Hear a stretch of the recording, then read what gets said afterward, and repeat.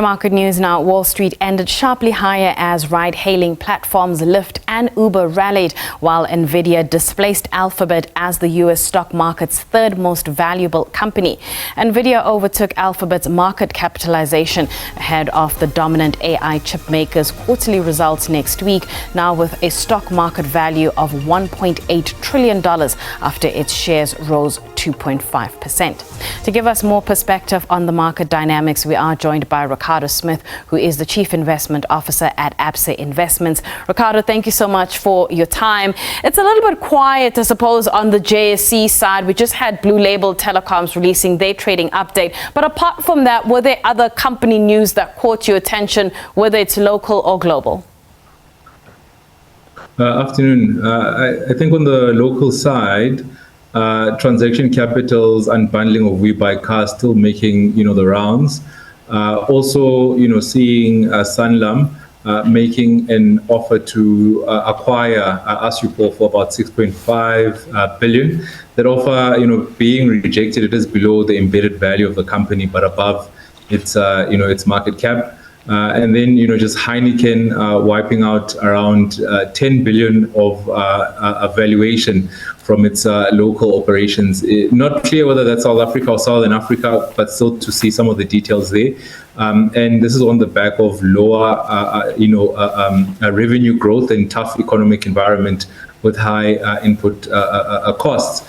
Then globally, just looking at earnings releases, particularly in the US, we saw, Airbnb yesterday beating consensus estimates both on earnings and on revenue growth, strong margins, and showing, continued recovery off of increased travel there.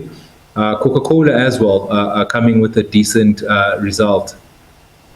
I want to go back to Tuesday to the CPI figures that we got out of the US, and I'm wondering, did the market overreact just a bit when those figures came out? Yeah, I think it's certainly been a tough one for markets. On the one hand, dealing with the high rate environment and the macro picture, but on the other hand, actually seeing earnings growth surprising to the positive and rallying off the back of that. Just on that CPI print, I think the issue is, firstly, the core inflation remains quite elevated at 3.9%. Markets were expecting the headline print to come just below 3% at 2.9. It did reduce slightly, but 3.1, and second round effects, seeing those services continuing to be sticky, and that of course does have an impact on when they expect the Fed to start cutting rates. And last week we did see the jobs numbers coming in strong, with unemployment numbers remaining quite resilient, and positive surprises on the advanced reading of Q4 GDP. So when you put all of this together, it does point towards interest rates staying higher for longer, and really, that is what markets are responding to. When you look at the JSE sectors, are there sectors that are giving you an overall barometer in terms of how the market is perceiving the South African economy? Yeah, I think, the JSE is about 60% rand hedged. So we are influenced as much by global factors as well as local. So just, the resource and tech sector, really more indicative of the global macroeconomic landscape as well as China. Seeing, the finance sector more reflective of the local, economy, particularly as we've seen slowing private credit extensions, rising impairment, increase in costs of servicing debt, and some of the retail sector, within the consumer discretionary space, showing some resilience in consumer spending, but not as strong, and a lot of it being credit, driven, and a lot of inflation passed through, and not a lot of volume growth being seen, in a lot of those counters. I want to go back to your comments on higher for longer and take you back to some of the comments coming out from other market participants about the risk of a resurgent inflation picture like we saw in 1998, where those, that easing cycle was short-lived. Is that risk still somewhere in the picture for this year? Sorry, Nastasha, I seem to have lost your sound there. Just going back to the resurgent inflation risk, does that come up as a conversation given some of the concerns around high prices?